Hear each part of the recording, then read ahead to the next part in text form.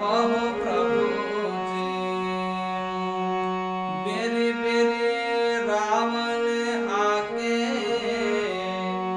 आके हो प्रभु जी।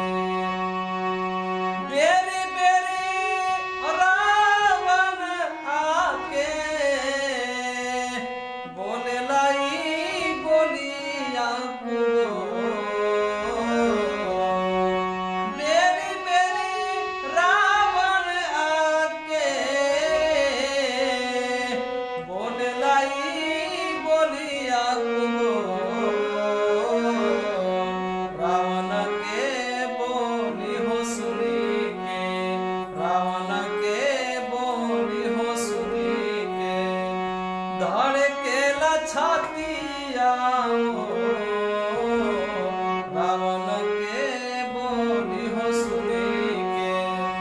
कैसन